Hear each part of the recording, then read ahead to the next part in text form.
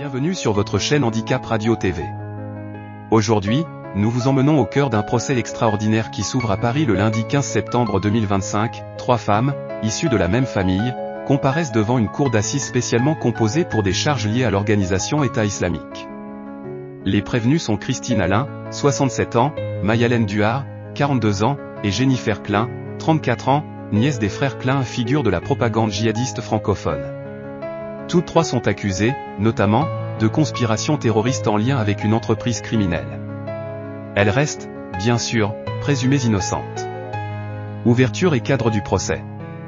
L'affaire est entendue par une cour d'assises spécialement composée et une formation sans jury de jurés, composée de juges professionnels, compétentes pour les affaires de terrorisme. Le calendrier projeté s'étend du 15 au 26 septembre.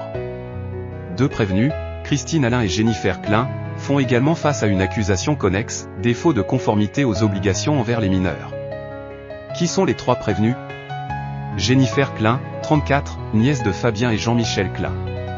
Elle a été immergée dans l'environnement idéologique des frères Klein, qui sont devenus les voix de la propagande de l'État liée à la revendication des attentats du 13 novembre 2015.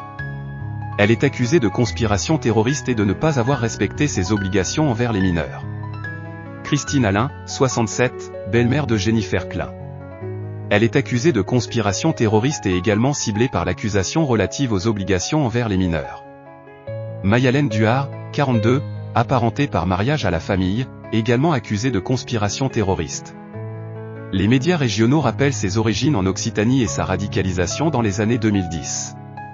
Contexte, la galaxie Klein, de la propagande à la chute du califat. Les frères Klein, Fabien et Jean-Michel, étaient des figures de la branche médiatique francophone de l'EI. La voix de Fabien est identifiée dans la revendication audio des attentats du 13 novembre 2015. Tous 2 auraient été tués en Syrie en 2019 lors de l'offensive de Deir ez-Zor.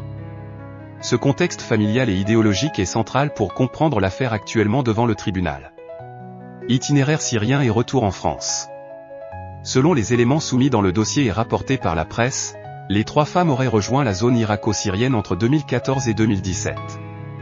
Après la chute de Raqqa et l'effondrement territorial de l'EI, elles ont été arrêtées en Syrie, transférées en Turquie et rapatriées en France en septembre 2019, accompagnées de 9 enfants. Ces enfants, au cœur de l'accusation de défaut de conformité aux obligations, représentent un enjeu majeur dans les débats sur les plans juridiques, social et éthique. Charge retenue et ce que la Cour examinera. Conspiration terroriste, c'était, la Cour devra établir, pour chaque prévenu, leur adhésion à une entreprise terroriste, l'intention criminelle et la participation à qu'elle soit logistique, domestique, propagandiste ou d'endoctrinement durant la période concernée, 2014-2017. Défaut de conformité aux obligations envers les mineurs, pour 2 prévenus, les discussions porteront sur la décision de prendre ou de garder des enfants dans une zone de guerre et au sein d'une organisation terroriste, ainsi que sur les conditions de vie concrètes qui leur ont été imposées. Les enjeux des audiences. 1. Trajectoires individuelles et responsabilités, comprendre, au-delà de l'étiquette retourneur, ce que chacune a concrètement fait, voulu et su, distinguer l'influence idéologique de la participation effective. 2. Aspect temporel des faits, replacer le déroulement des événements dans la chronologie du conflit syrien, des années d'expansion de l'EI à sa défaite territoriale, et évaluer les marges de choix et de rupture à chaque étape. 3. Les enfants, éclairer les conditions de leur présence dans une zone de guerre, l'impact durable sur leur santé et leur éducation, et la part de responsabilité criminelle des adultes. 4. Peine, surveillance et réinsertion, en cas de culpabilité, articuler la sanction avec des mesures de suivi et soutien, déradicalisation, obligations judiciaires dans une perspective de sécurité publique. À quoi s'attendre dans les jours à venir? Témoignages d'enquêteurs et de spécialistes, contre-terrorisme, renseignements, experts en radicalisation et psychologues pour enfants, pour éclairer les mécanismes d'adhésion et de rupture. Éléments matériels et numériques, messages, allégeance, parcours, preuves d'appartenance ou de service rendus à l'organisation. Déclaration des prévenus, explication de leur départ, leur vie en Syrie, les raisons de leur retour, et leur positionnement actuel. Intervention des parties civiles, pour qualifier la perturbation de l'ordre public et les risques de récidive, tout en gardant à l'esprit que ces femmes ne sont pas jugées pour des actes de terrorisme commis en France mais pour leur prétendue affiliation à l'EI. Point clé.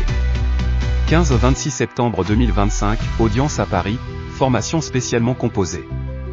3 prévenus, Alain, 67, Duhard, 42, Klein, 30. 34. Charge, c'était, toute, défaut de conformité aux obligations envers les mineurs, Alain, Klein. Contexte, nièce des frères Klein, voix de la revendication du 13 novembre, décès probable des deux frères en Syrie en 2019.